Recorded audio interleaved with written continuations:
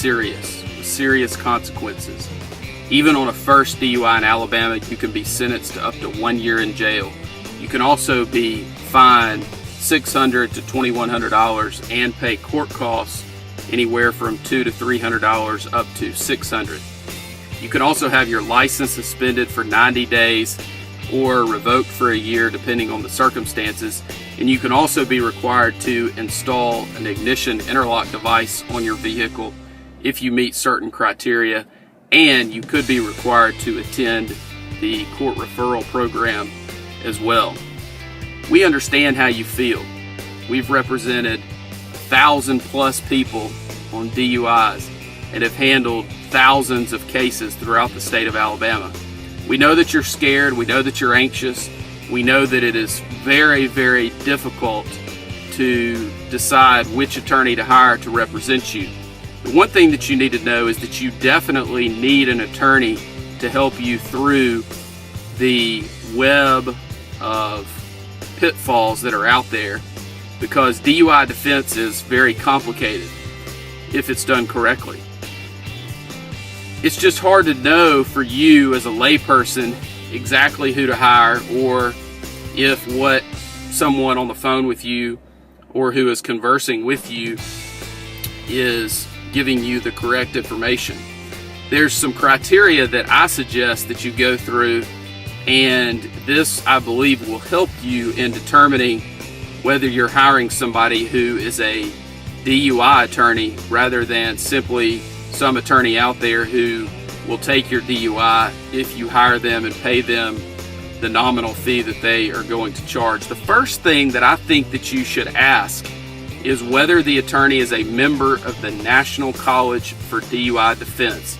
This is a very solid organization that has been around for many years and is focused on the education, training, and is information based for attorneys to learn about and practice and network and connect with other attorneys who primarily handle drunk driving cases. It's very important, if you are seeking out the best representation and if you are seeking out the best result on your DUI, that the attorney that you hire is a member of the National College for DUI Defense. The second item that is a necessity, in my opinion, is that the attorney that you retain to help you with your DUI case in Alabama is certified per NHTSA, which is the National Highway Traffic Safety Administration, to administer standardized field sobriety tests. These are the same tests that you were asked to perform on the side of the road. It's very important that the attorney that you hire is trained in these tests and is familiar with these tests, because as I'll go over in just a minute, there are many issues and items that you can spot if you're trained in these tests and you're trained what to look for. You're going through the same training that the officers go through during their certification process. And it's not just about the tests, it's about the arrest process. It's about the phases of the arrest process, the vehicle in motion phase, the personal contact phase, the pre-arrest screening phase. You know, there are most attorneys out there that are not aware of those issues that they need to be looking at to determine whether there is a legitimate legal argument, or it will help them to uncover a factual argument in your case in order to get you the best result possible. You also need someone who is very experienced and well-versed in the driver's license aspect of your case. There are lots of folks out there that are unaware of the specifics about driver's license issues associated with DUI. You've got the administrative suspension on the front end, and you have issues related to an enhanced suspension time or revocation, and also the ignition interlock, which is tied into that. And also you have the suspended time on the back end if you're convicted. There is very specific, detailed, and complicated aspects of the driver's license portion of the DUI And there are a lot of folks out there that are handling DUI cases that are unaware. And it's sad to see that, because there's a better way to do it. And that's the reason that I believe those criteria will help you get to someone that can give you the best result possible and that can help you in navigating these pitfalls that are out there, because there are many out there, and they get worse and worse as the legislature continues to modify the DUI statute. There are people out there that get arrested for DUI, and you refuse the test, but you know that you were drunk, impaired, whatever it might be. And there are also people out there who submitted to the test and they're well over 0.08. They may be a 0.16, 0.20, 0.25. Those people out there need to know that pleading guilty is not their only option. They need to know that there are lawyers out there, such as myself, and there are other good DUI defense attorneys in the state of Alabama that know how to litigate these cases, know what to bring up, and know how to handle these in a way that is going to get you the best result possible. And it's very important that you hook up with and work with someone that understands the ins and outs of DUI defense, because even though you may feel like your case is hopeless, there is a way to suppress some of this information, to suppress some of these tests, to keep information out of evidence, or to negotiate and work something out so that charges may be dismissed or reduced for a non-DUI disposition. Because our goal in every single DUI case that we handle is to either have the DUI dismissed or to have it reduced and settle the case for a non-DUI disposition. If those two things are not possible, the next step for us is trial. And if the client decides that the client would like to proceed to trial, then we encourage that, because if a client simply pleads guilty, the client is going to suffer the ramifications and the repercussions associated with a DUI conviction. So we always encourage our clients to proceed to trial on their cases, because we know what the result is going to be if they simply plead guilty, and we would like to avoid that if we can. And it's the client's decision ultimately, but we always encourage clients, and we encourage them to look at all aspects of the information that we present when they're trying to make the decision about trying their case or accepting an offer that is on the table. So the first step in a DUI defense case is to secure the license issues. That it may include requesting a hearing, may include requesting a review, it may include going to the driver's license suspension hearing, it may include filing a lawsuit against the Alabama Department of Public Safety. But no matter what stage you're in, whenever you choose to retain us, we evaluate it and go through a very sophisticated process and procedure that we have put together to handle these cases in order to give our clients the best chance of success on their cases. The next thing is for us to gather information from you and about you. We have a very extensive questionnaire that we will either go over with you or send to you, or you can pick it up from us, and that gives us lots of information about you and helps us to humanize you with the prosecutor and the other parties that we will be dealing with on your case. We will also give you a plan of action.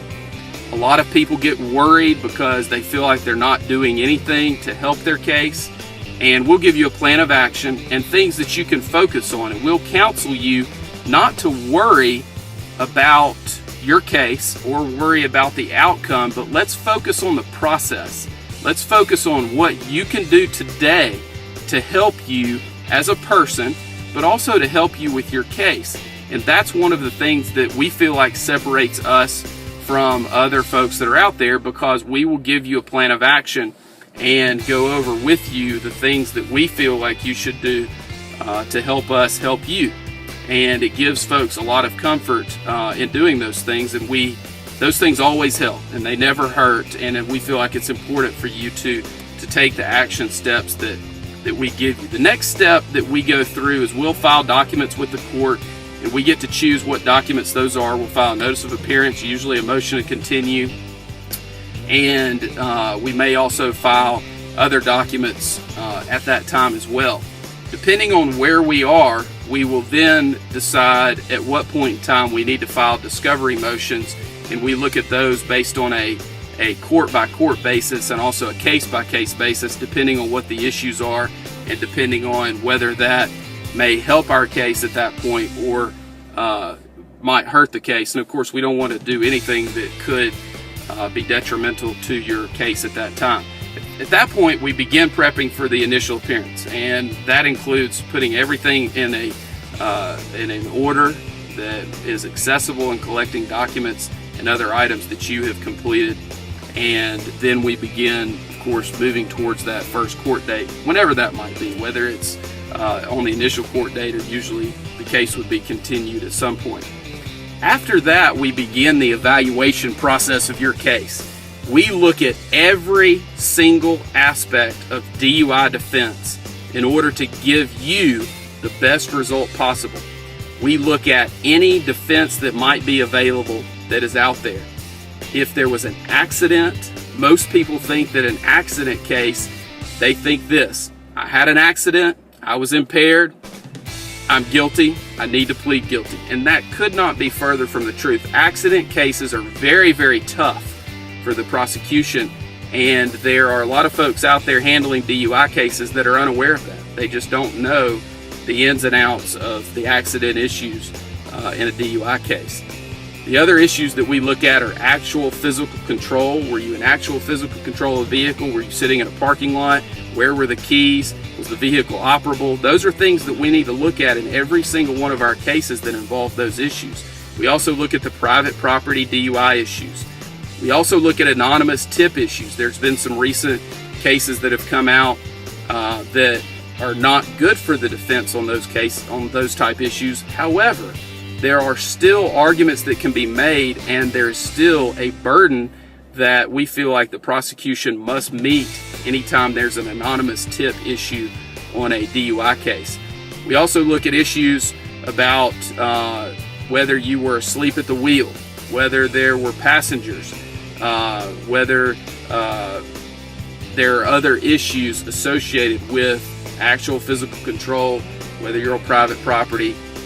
What are the issues associated with how the officer got to you where you are?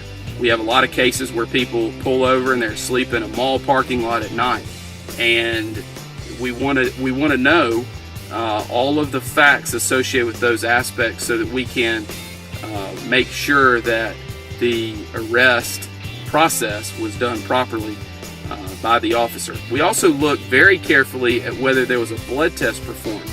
There are many folks out there who assume that a hospital blood test is reliable and is one that should be looked at closely as one that is foolproof as far as introduction into evidence and that it comes in every time. And the answer to that is absolutely not.